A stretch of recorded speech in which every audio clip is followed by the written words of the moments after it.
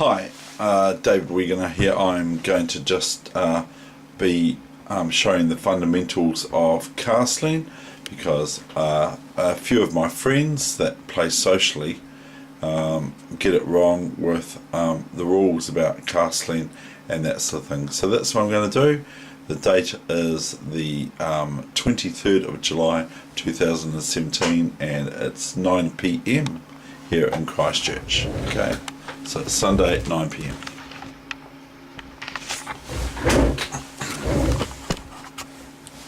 Now here I've purposely set up a position, okay, that it's white, black to move, and the rook is attacked, and this rook's attacked, and this square's attacked.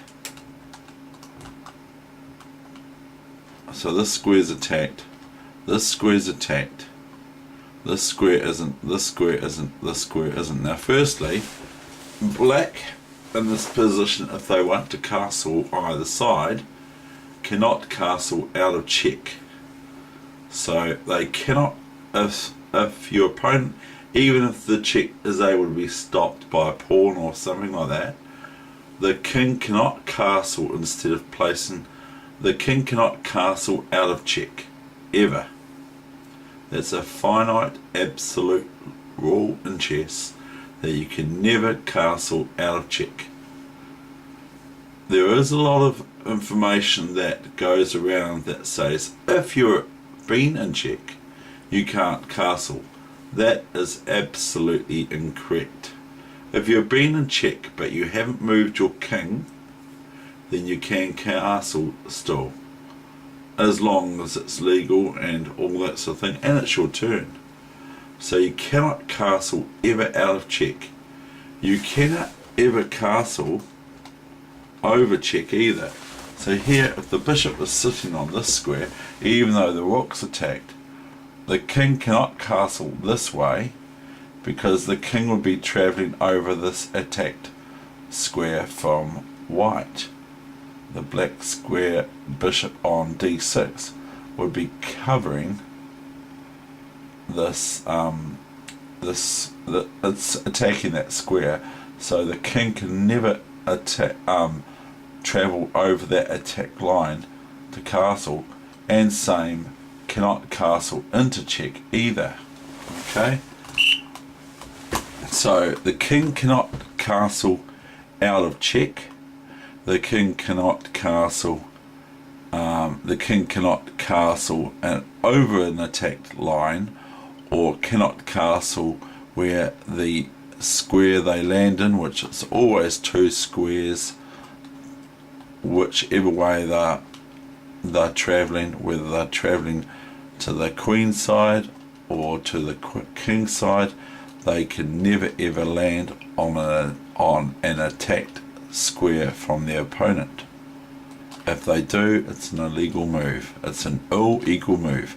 So the other thing is that if the king moves up here, and we have to turn the engine off because it's analysing this position, who knows what's winning here.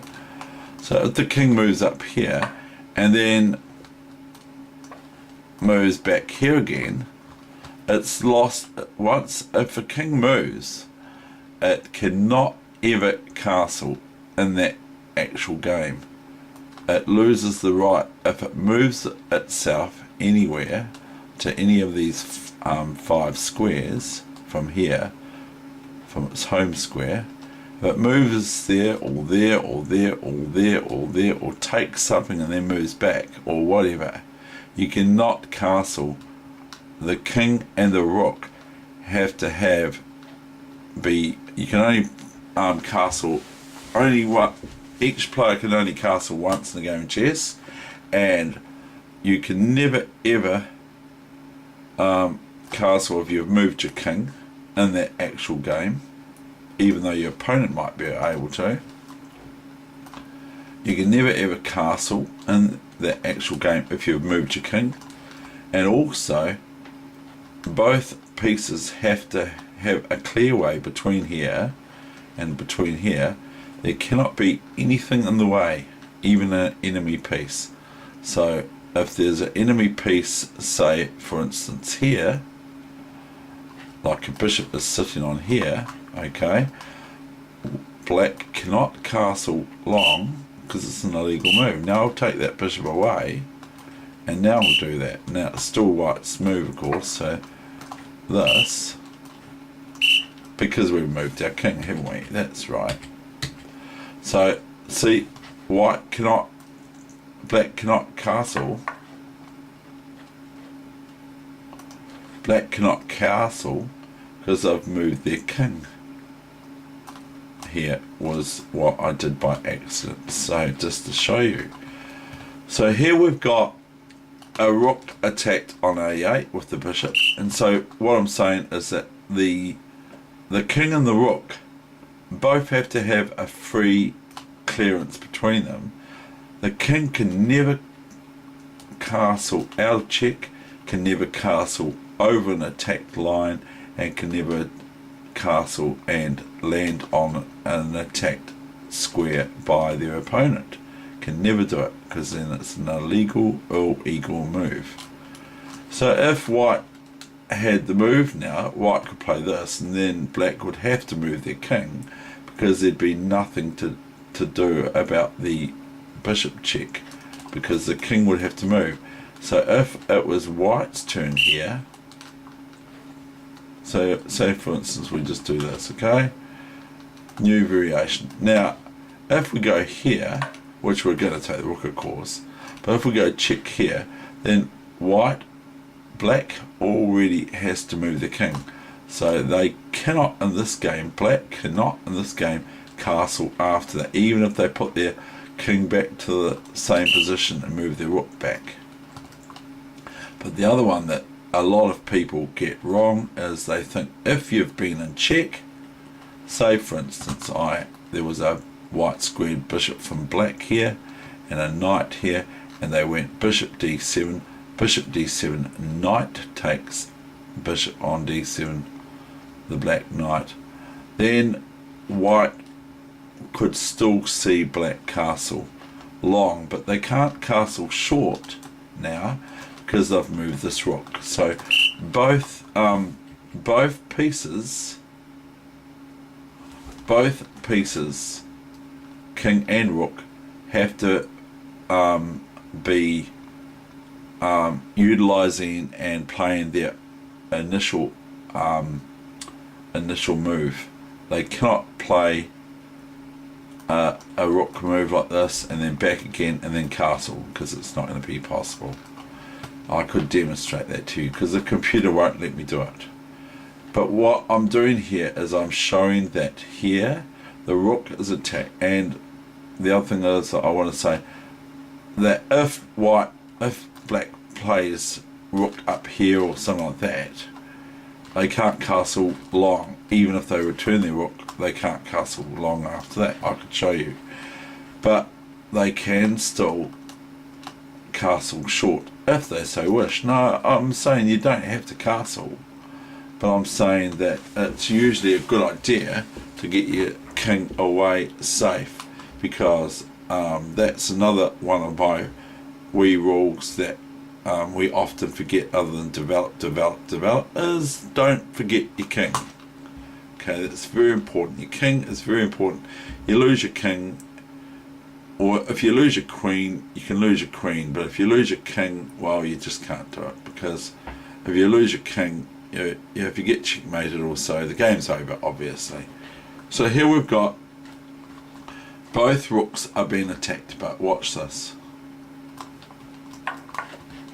This is a new variation. See, black can castle because they haven't landed on an attack square.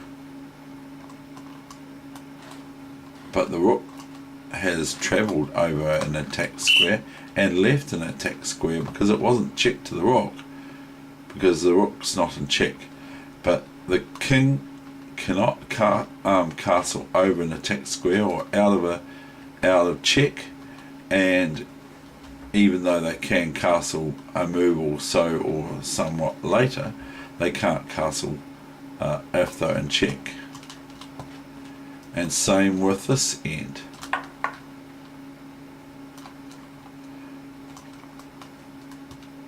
Now I'm going to show you, I'm going to do a mock position here. We're going to do this. Now I'm going to try to castle. Now it's black's turn. We will try to castle for black. And obviously we can't castle short. And the king is the one you pick up always first before the rook. You always move the king first, because if you pick up the rook and you're going to go castle like this, or if you're going to pick up the rook and move the castle like this, your rook will have to stay where it lands. You cannot move your king over to the other side, which is immediately adjacent to the rook that you're casting with. Same with white. So here, even if so here we cannot castle for black here. This is the first move, the inaugural move for black's king and the rook, but not here either, because we've already moved this rook. This rook has come from here to here, so it's moved, so black cannot castle this way. If black wants to castle, we can show that black can still do that by this. What is happening now? Why is that happening?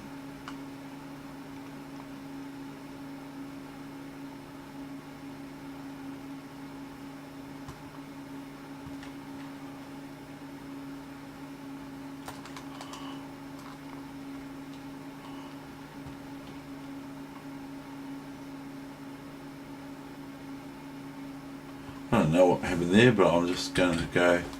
That seemingly stopped me from doing that. But the rook can castle along here over.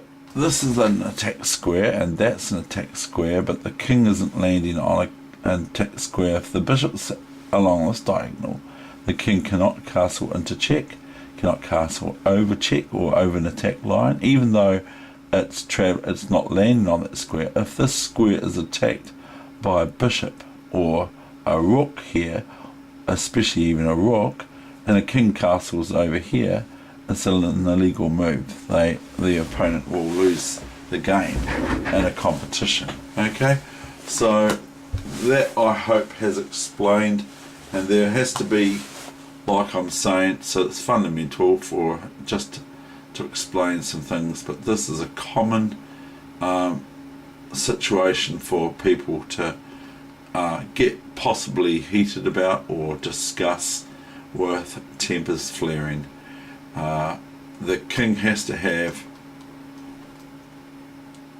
nothing in between them.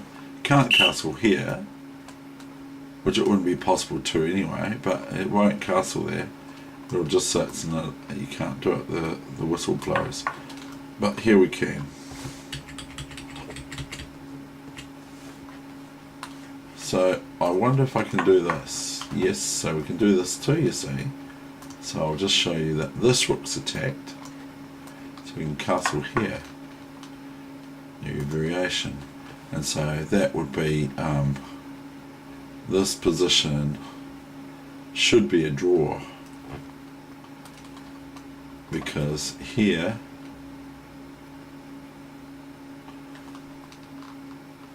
and here, and I don't know what's going on, but just here would be probably the way to go, and maybe rook takes bishop, which will be better for white than black taking the white squared bishop, because then black's got two black squared bishops of white to mess around with, so the white squares are going to be quite nice to sit on for the rook and the king, which they're both on, funnily enough, already.